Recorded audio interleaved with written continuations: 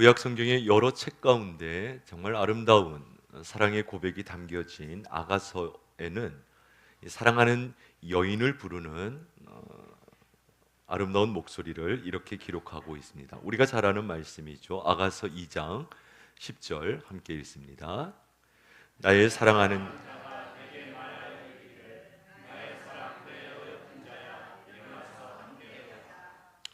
나의 사랑하는 자, 나의 어여쁜 자. 사실 이것은 우리의 신랑 되신 하나님께서 하나님의 사랑하는 백성, 하나님의 어여쁜 백성, 그들과 함께 동행하기를 원하는 그 마음을 마치 신랑이 사랑하는 여인을 부르는 음성처럼 은유적으로 표현하고 있습니다.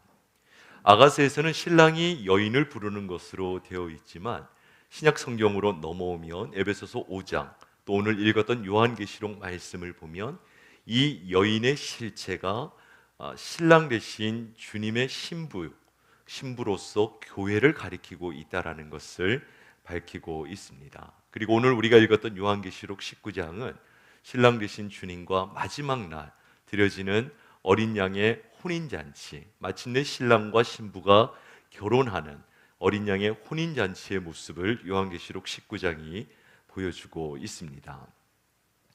교회를 가리켜 주님의 신부로 비유하신 그 의미를 정확하게 이해하기 위해서는 2000년 전 유대인들의 결혼 풍습에 대한 주님이 이 말씀을 주실 때 1세기 유대인들의 결혼 풍습에 관한 이해가 조금 필요합니다. 유대인들의 결혼은 세 가지로 나누어집니다. 정혼이 있고 약혼이 있고 결혼이 있다. 이렇게 정리할 수가 있습니다. 정혼은 어떤 것인가? 어린 시절 양쪽 이웃집의 부모들이 야 너희 집 딸과 우리 집 아들 나중에 크면 며느리 삼고 사위 삼자, 부모들이 구두로 하는 것입니다. 본인들의 의사와는 상관없습니다. 그렇기 때문에 이 정혼은 법적인 효력도 없고 언제든지 파기될 수 있습니다. 그래도 전혀 문제가 되지 않습니다. 그러나 약혼의 단계는 어떤 단계인가? 성인이 되어서 본인들이 동의하고 법적으로 혼인신고까지 하는 단계가 약혼의 단계입니다. 그러나 이 약혼의 단계는 법적인 부부로서의 의무를 다 감당을 해야 되지만 한 가지, 아직 동거는 하지 않습니다. 이 대표적인 부부가 예수님의 어머니 마리아와 아버지 요셉이죠. 마태복음 1장 18절 19절을 함께 읽습니다. 시작.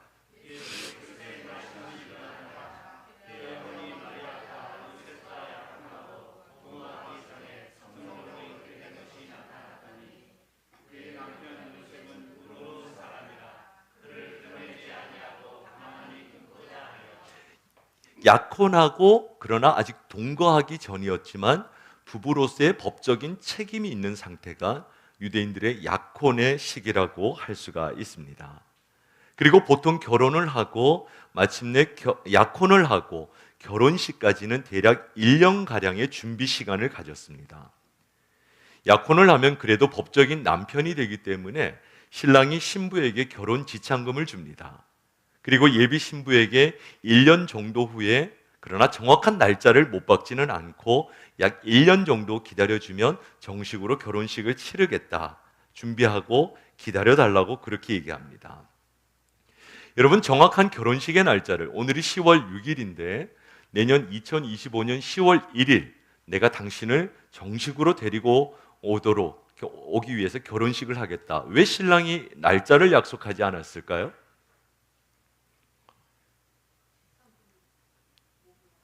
지참금을 못 모아서?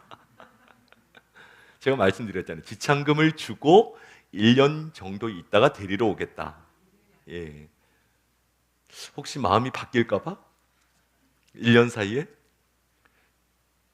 왜 그런가 하면은 결혼식 날짜를 정하는 것은 신랑 아버지의 몫이기 때문에 그렇습니다. 신랑 아버지의 몫이기 때문에 그렇습니다. 이렇게 1년 정도의 시간이 지나고 난 뒤에 마침내 결혼식 날이 되면 신랑은 신부의 집으로 가서 결혼식을 거행하고 신부를 자신이 마련한 집으로 정식으로 데리고 오게 됩니다. 예수님께서는 항상 사랑하는 교회를 신부로 부르셨습니다. 주님께서 우리를 신부로 부르셨다면 주님도 우리에게 지참금을 내셨겠죠. 주님이 우리에게 지창금을 내셨습니다. 그 지창금은 주님이 우리를 구원하시기 위해 십자가에서 자신의 생명을 주신 것입니다. 신랑 되신 예수님께서 신부를 위해 지불하신 지창금은 그분의 생명 자신이었습니다. 그래서 예수님이 십자가에 돌아가시고 부활하시고 승천하셨는데 그 주님이 다시 오실 때까지는 그 신랑 되신 주님의 신부로서 교회가 주님과 다시 오시는 주님을 기다리는 일종의 약혼의 시즌, 약혼의 기간을 우리가 지나가고 있는 겁니다. 신랑은 약혼 기간 동안 어떤 일을 합니까? 신부를 맞이하기 위해 집을 마련합니다. 그리고 신랑 아버지가 그것을 신랑의 준비를 쭉 지켜보다가 그리고 필요한 부분을 도와주다가 1년 정도 지나서 이제 준비가 됐다 하면은 아버지가 큐 사인을 주는 거예요. 오케이, 데리고 와라. 데리고 오라는 겁니다. 그래서 그때와 그 시는 아무도 알 수가 없고 아버지만 알고 계시는 겁니다. 아버지가 이제 신부를 데려오도록 결혼식 날짜를 지정하고 신랑을 신부에게 보냅니다. 여러분, 예전에 우리 결혼 풍습에 보면 신부를 데리러 오는 신랑과 그 친구들이 막 동네 어귀서부터 난리를 치지 않습니까? 동네에 가까이 갈수록 유대인들도 신랑이 온다 그러면 동네가 이제 떠들썩해지는 거예요. 그럼 바로 소문이 누구에게 들어갑니까? 신부에게 들어가겠죠. 그러면 신부가 그 신랑을 잘 보이려고 드디어 오는 신랑을 맞이하기 위해서 화장도 하고 온 매무새도 고치고 그리고 마침내 만나 결혼식을 치르면서 온 동네가 결혼의 기쁨, 결혼의 축제를 벌이게 됩니다. 여러분, 이 유대인의 풍습을 이해하고 나면 예수님께서 자신을 신랑으로 교회를 신부로 비유하신 의미를 보다 분명하게 이해할 수 있습니다. 십자가의 죽음을 앞둔 예수님께서 제자들에게 이렇게 말씀하셨죠. 요한복음 14장 1절 2절입니다. 시작.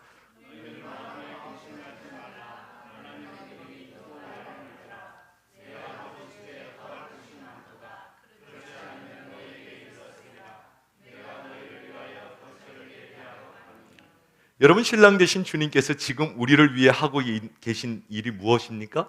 신부를 맞이할 새 처소를 예비하고 계십니다. 저는 주님의 이 신혼집 준비가 굉장히 완벽하고 완전한 집임을 믿습니다. 문제는 주님의 신부된 교회가 과연 그렇게 완벽한 준비를 하고 우리에게 오실 주님을 맞이할 준비가 되어 있는가라는 질문입니다. 그리고 오늘 우리가 나누었던 요한계시록 19장의 본문은 그 부분을 질문하고 있습니다. 다시 한번 본문을 읽어보겠습니다. 시작.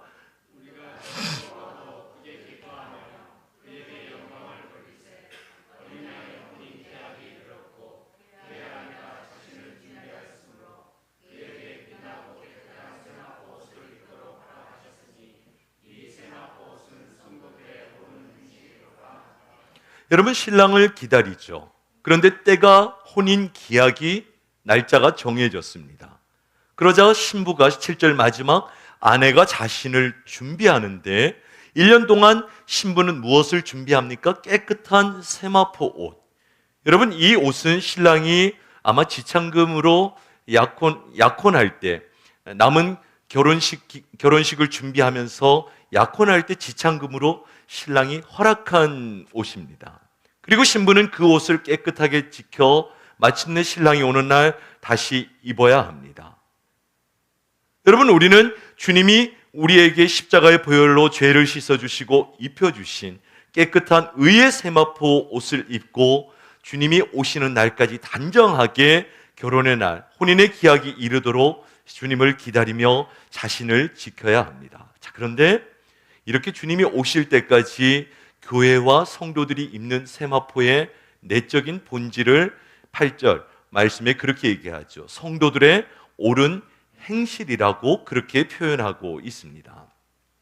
여러분, 이 성도의 옳은 행실이라고 하는 이 말씀이 그리스도의 신부된 교회가 주님이 다시 오실 때까지 자신을 어떻게 준비해야 하는지에 대한 굉장히 심플하지만 중요한 지침이라고 할 수가 있습니다. 오늘 우리의 질문은 이것입니다. 그리스도의 신부된 교회는 주님이 다시 오실 때까지 어떻게 자신을 지키고 준비해야 하는가? 한마디로 깨끗한 세마포, 한마디로 얘기하면 교회와 성도는 주님을 향한 순결을 지켜야 합니다. 요한계시록 19장을 보면 주님의 신부로 교회가 비유되고 있지만 이 주님의 신부된 교회에 반하는 세상 권세를 상징하는 또 한 여인이 등장을 합니다. 그것이 바벨론의 음녀의 모습으로 등장합니다. 이 음녀의 특징을 요한계시록 17장 3절부터 5절이 이렇게 기록하고 있습니다. 같이 읽습니다. 곧 성령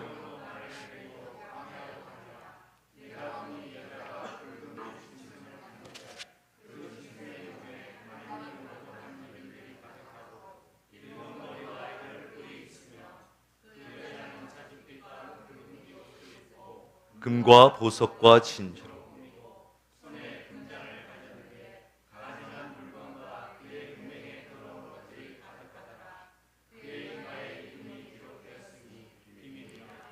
큰 바벨론이라 땅의 음녀들과 가증한 것들의 엄이라 하였더라.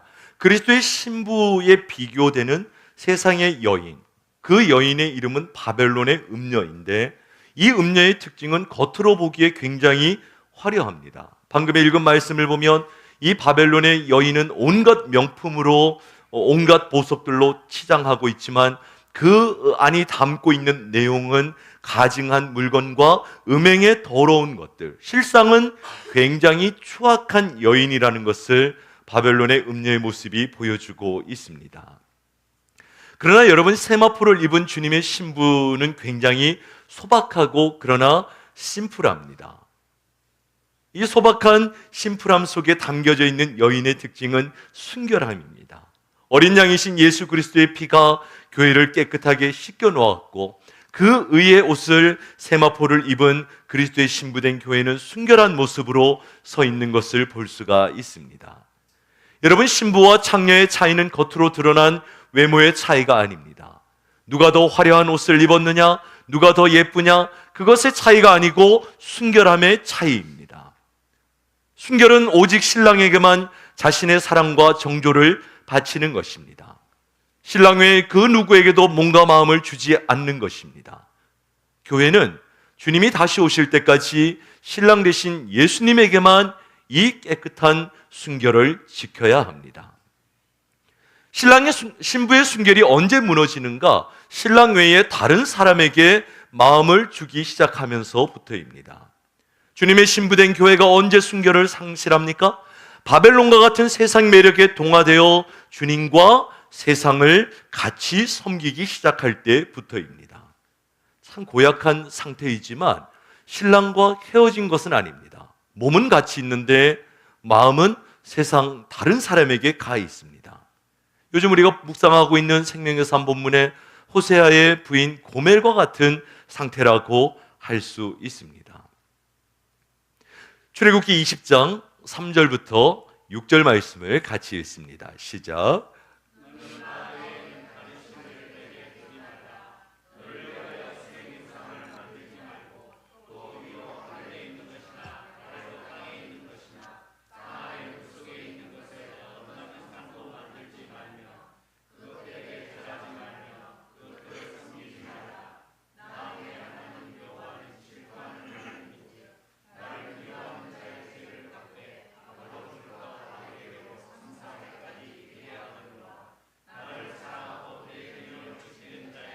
천대까지.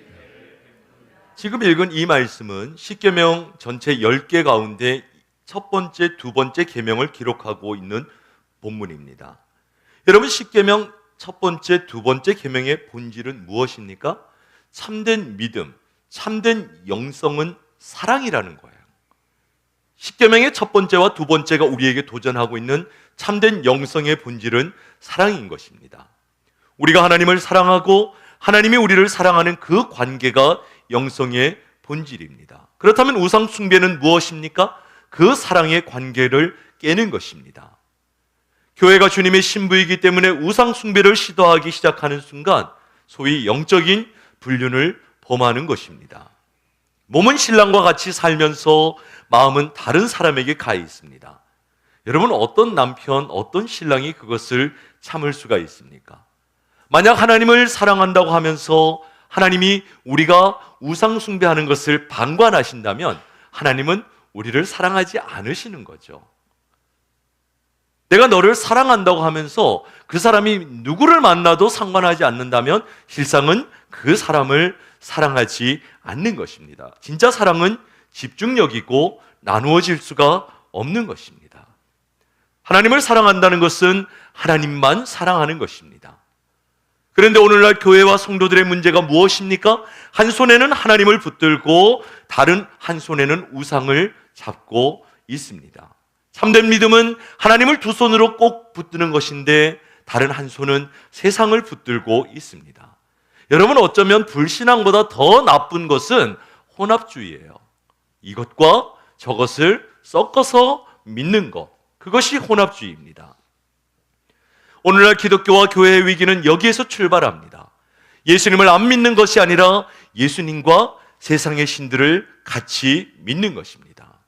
아마 오늘 여기서 예배 드리는 분들 누구에게도 질문을 하면 나는 그런 적이 없다고 하실 거예요. 적어도 주일 아침 보금자리교회 11시에 나와서 예배 드리는 성도들에게 물으면 나는 그런 혼합주의적인 신앙이 아니다.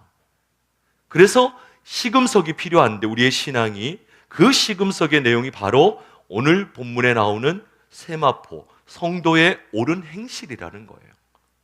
무슨 얘기입니까? 우리가 정말 하나님만 사랑하는지 그렇지 않은지는 삶으로 나타난다라는 겁니다. 옳은 행실, 곧 삶에 모두 드러나는 법입니다. 여러분, 우리가 지금 이 자리에 모여 예배를 드리고 있는데 예배의 여러 효과 가운데 가장 결정적인 예배의 영향력은 우리가 예배하는 대상을 담게 되어 있다는 겁니다. 내가 무엇을 믿고 예배하느냐, 그 예배의 대상을 담게 되어 있습니다. 주홍글 씨라고 하는 소설을 쓴 청교도 작가 나다니엘 호돈의 작품 중에 저희가 중고등학교 때 교과서에 실렸던 큰 바위 얼굴이라고 하는 짧은 단편 소설을 기억하실 겁니다. 마을 사람 모두가 뒷산에 있는 큰 바위 얼굴, 인자하고 우리 모두를 참으로 안아줄 수 있을 것 같은 넉넉한 품을 지닌 큰 바위 얼굴의 주인공을 마을 사람 모두가 기다렸는데 누구도 아니고 그 큰 바위 얼굴을 닮은 사람은 누구였습니까? 어린 시절부터 그 마을에서 그 큰 바위 얼굴의 주인공이 나타나기를 기다렸던 그 사람이 정작 나중에 노후에 보니까 얼굴을 닮은 주인공이 되어 있는 거예요. 이 일종의 바라봄의 법칙이죠. 내가 예배하고 바라보는 대상을 닮아가게 되어 있습니다. 여러분, 하나님은 거룩이시기 때문에 우리가 하나님을 바라보면 우리 거룩한 삶을 살아가게 됩니다. 하나님은 사랑이시기 때문에 하나님을 바라보면 사랑하는 삶을 살아가게 됩니다. 하나님은 능력이시기 때문에 하나님만을 바라본다면 하나님의 능력이 그리스도인의 삶을 통해 드러나게 되는 것입니다. 성도의 옳은 행실, 우리의 말과 행동, 나아가 우리의 가치관과 삶 가운데 우리가 바라보는 하나님이 나타나게 되어 있는 거예요. 오늘날 교회와 그리스도인들의 현 주소를 보십시오. 하나님을 예배한다고 하지만 거짓이 얼마나 공동체 안에 묻어 있는지 모릅니다. 얼마나 물질을 탐하는지 모릅니다. 얼마나 그리스도인들의 내면이 음란하고 갈등하고 투쟁이 넘쳐나는 것. 마치 교회에 들어오면 싸우기 위해서 투쟁하고 갈등하기 위해서 들어옵니다. 이유는 간단합니다. 하나님을 안 믿는 것이 아니라 세상의 신들을 같이 섞어서 섬기기 시작하기 때문에 교회 안에서 그런 우상의 모습을 그리스도인들이 닮아가는 것입니다. 그래서 그리스도의 신부로서 교회에 오늘 우리에게 필요한 것은 새로운 영적인 각성입니다. 폐기해야 될 것을 폐기해야 됩니다. 주님이 혼합주의 신앙으로 타락한 지금의 교회를 보시고 신랑 되신 주님이 가슴 아파하신다면 우리가 그 가슴 아파하게 만드는 우리 삶의 공동체에 묻어있는 것들을 폐기하고 돌이켜야 하는 것입니다. 여러분, 거룩이 없으면 순결이 없습니다. 거룩이 없는 교회는 아무것도 아닙니다.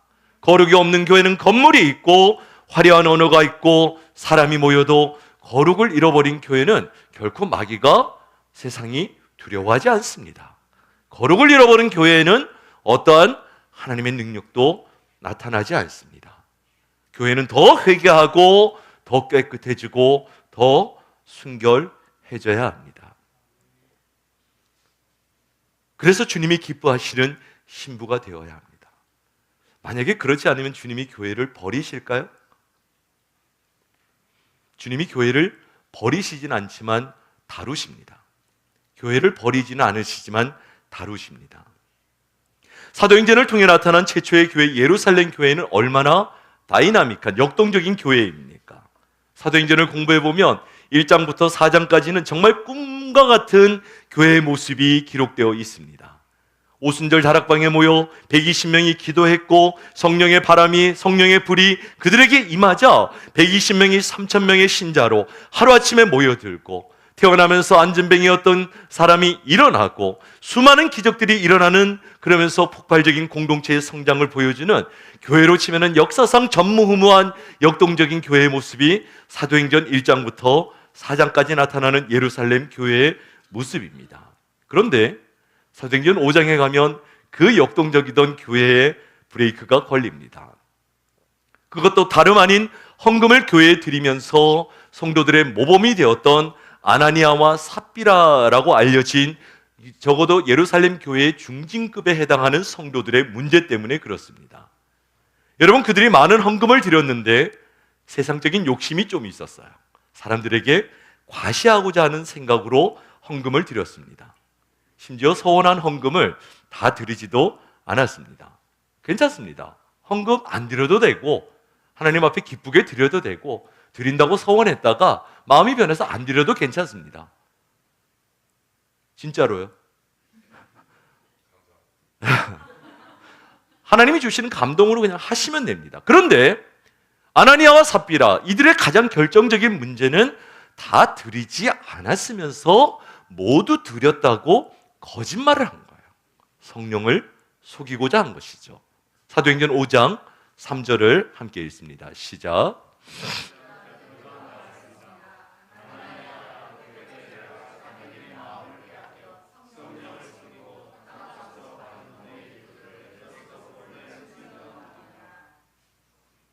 여러분, 여기 보면 재밌는 사실 하나가 등장을 하죠. 아나니아와 삽비라가 마음을 사탄에게 빼앗겼는데, 여러분, 우리가 착각하는 게 하나 있어요. 우리의 마음이 사탄에게 빼앗겼는데 그 빼앗긴 마음을 내 생각이라고 착각을 하는 거예요. 빼앗긴 내 마음, 사탄이 내 마음을 차지하고 빼앗아 갔는데 마치 자기 생각이라고. 여러분, 믿음이 없고 거룩이 없고 무엇보다 그 믿음의 자리를 하나님의 말씀이 없는 사람, 말씀으로 채워져 있지 않으면 그 생각과 마음을 차지하고 뿌려놓은 사탄의 생각을 마치 자신의 것이라고 착각을 하는 것입니다. 그리고 거기에 따라서 행동을 하는 거예요. 그러니까 거짓이 묻어나는 겁니다. 그런데 여러분, 성령의 사람은 마귀가 찾아오면 하나님의 말씀이 있기 때문에 그것은 하나님의 생각이 아니다, 하나님의 말씀이 아니라고 단호하게 거부하게 됩니다. 그런데 말씀이 없는 사람은 사람들의 생각을, 사탄의 생각을 자신의 것으로 착각합니다. 여러분, 사탄이 사로잡는 것은 우리의 마음입니다. 마음을 하나님의 말씀으로 잘 관리해야 돼요. 어떤 사람이 열등감이 있고 그것 때문에 우울하고 다른 인생에 피해의식이 있고 분노하고, 그게 마치 자기의 본연의 성품이라고 생각을 합니다. 그런데 그런 사람 가만히 놓고 이 사람이 품고 있는 분노가 정말 하나님이 주신 것인지 그렇지 않은지를 확인하는 방법 되게 간단합니다. 24시간만 지켜보면 돼요. 성경은 분을 품어도 해가 지도록 품지 말라고 했거든요. 하루 정도 화가 날 수는 있지만 이게 지나가는 분노면은 그냥 그것은 그냥 지나가는 거예요. 그런데 계속 남아있다면 그건 사탄이 우리의 마음을 차지하고 있기 때문에 그렇습니다. 어떤 사람의 마음 속에는 욕심을 집어넣습니다. 아무리 가져도 마음의 평안과 기쁨이 없습니다. 가질수록 더 목말라 합니다. 그럼에도 불구하고 그 많은 소유를 가지고도 이것이 마치 하나님이 주신 비전이다, 성공이라고 착각하는 거예요. 어떤 사람은 음란한 생각이 떠나가지 않습니다. 그래서 정상적인 성적 욕구를 넘어서는 생각과 습관이 있는데 그것은 나의 성적 취향이라고 변명하게 만드는 겁니다. 여러분, 때로는 은혜 받은 사람들의 생각은, 마음은 사탄이 사로잡지 않을까요? 사로잡습니다. 어떻게? 자신이 받은 영적인 경험을 과장하고 꾸미고 치장하게 만들고 그 결과 성령과 하나님을 속이고자 하는 것입니다. 그런데 이렇게 하나님을 속이고자 하는 거짓된 이중성은 누구에게 드러나는가? 베드로에게 드러나는 것을 볼 수가 있습니다. 여러분, 성령 충만한 베드로, 사실 이전의 베드로 같으면 아나니아와 삽비라 구별 못합니다. 심지어 예수님이 베드로에게 뭐라고 얘기했습니까? 사탄아, 내 뒤로 물러나라 그랬어요. 여러분, 그러나 성령 충만한 베드로는 이제 거짓된, 사단에게 마음을 빼앗긴 아나니아와 삽비라를 찾아내고 분별하고 있는 모습을 발견할 수가 있습니다. 여러분, 성령으로 충만한 사람 결코 속일 수 없습니다. 성령으로 충만한 교회 결코 속일 수 없습니다. 오히려 이런 거짓된 세력들이 찾아왔다가 정체를 드러내고 도망가게 됩니다.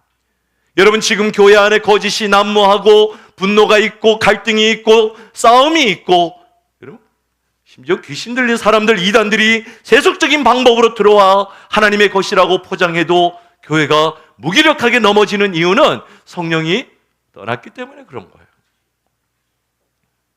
그로 인해서 교회와 영적 권위를 다 성도와 그리스도인들이 상실해버리고 궁극적으로는 순결을 잃어버렸기 때문에 그런 것입니다. 저는 우리 교회가 성령 충만하기를 주님의 이름으로 축원합니다. 거짓이 떠나가기를 주님의 이름으로 축원합니다. 이 결과 아나니아와 삽비라가 어떤 마지막을 맞이합니까? 사도행전 5장 5절, 6절, 10절 말씀을 같이 읽습니다. 시작.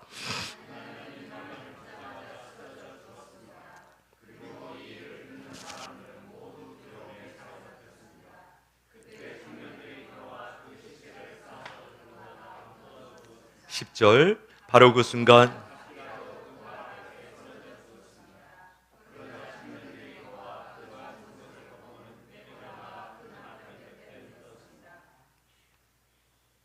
여러분, 사도행전의 이 교회는 얼마나 역동적으로 성장하는 모습이었습니까? 그런데 왜 이런 큰 징계의 회초리를 드셨을까? 예루살렘 교회는 말 그대로 초대교회로서 기초를 다지고 있습니다. 그런데 그 기초 공사가 부실 공사가 되고 그 부실한 기초 위에 교회가 세워진다면 반드시 순살자해가 되는 거죠. 반드시 무너지게 되는 것입니다. 여러분, 기초의 부실함은 초반에 잡아버려야 됩니다. 이것은 공동체로서 아프지만 굉장히 필요한 일이고 나아가서 하나님 앞에 감사해야 합니다. 제가 그런 교만함이 있었더라고요.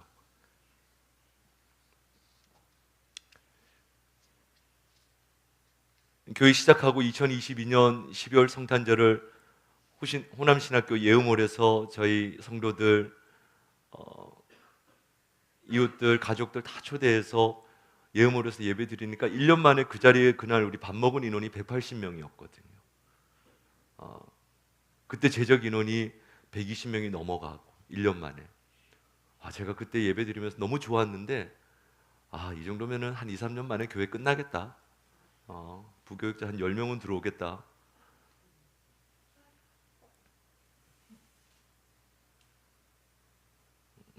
제가 교만했더라고요.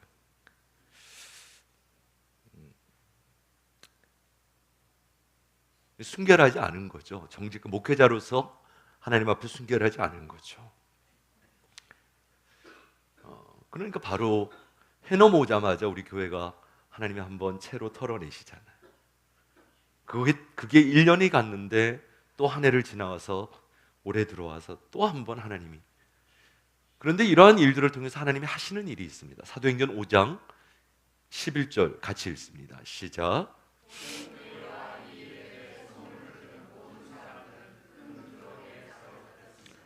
경건이죠. 하나님에 대한 두려움이 공동체 전체적으로 채워지는 거예요. 여러분, 이런 경건은 필요하고 건강한 두려움입니다. 이런 거짓의 영을 덜어내시면서 아프죠. 교회는 아프고